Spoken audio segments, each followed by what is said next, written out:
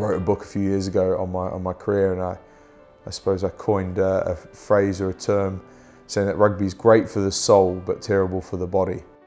So I grew up in New Zealand as a young Kiwi. I wanted to be an international rugby player. At 16 years old, I realised it wasn't going to happen for me in New Zealand, so I got on a plane to England. I took my rugby boots with me and I chased my dream in a different country, trying to just make it in rugby or chase a dream. I exceeded everything I set out to do.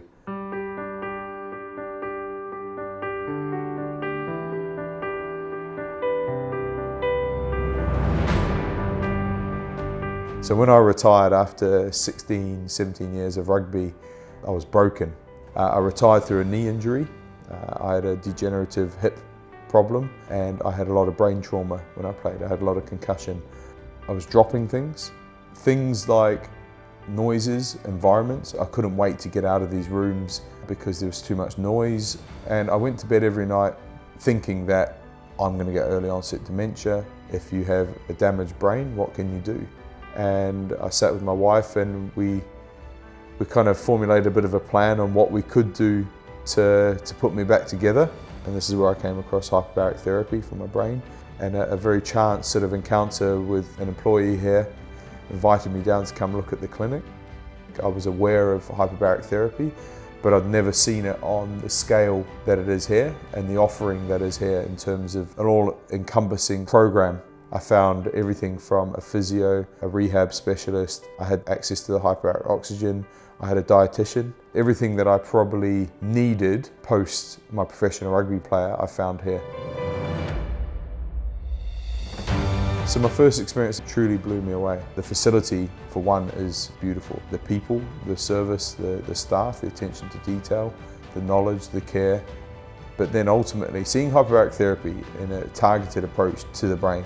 So seeing how the chambers are set up and understanding the whole program of you need to be in here for a certain amount of time.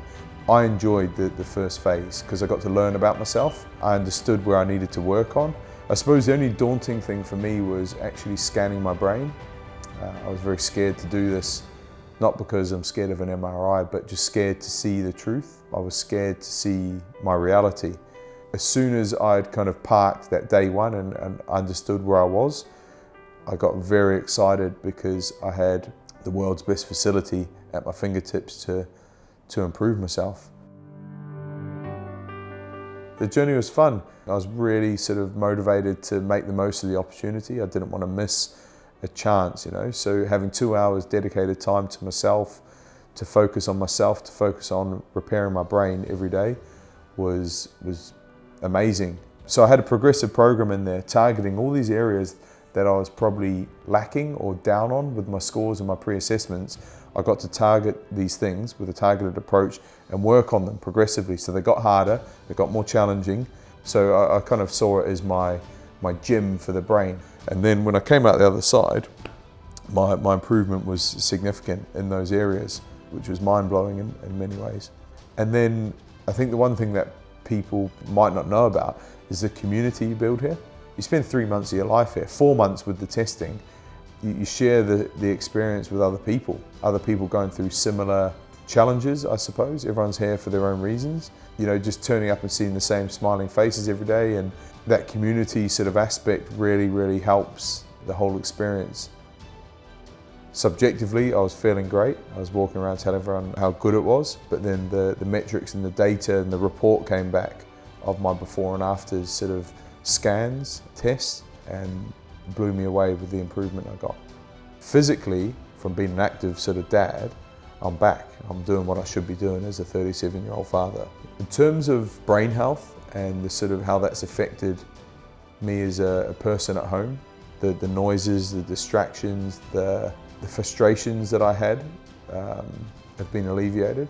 And again, that comes back to knowing deep in myself that I'm better now. I'm in a good place, which is fantastic. Regardless of your background, whether it be sports, business, whatever, it all starts with your health and you as an individual. You can't be a good sportsman, you can't be a good businessman, husband, if your health is poor. You may be able to get away with it for so long, but it will catch up with you, and then everything else around you will decline. don't wait to decline to get better, because it might be too late. You know, I waited with my hip, I waited 3 years, and I went through the pain of 3 years. I wasted 3 years of my family's life and my life of waiting to get something done. And the same thing with my brain. I waited. I had 3 years of sleepless nights, 3 years of concern, until I suppose we found each other, and life-changing for me.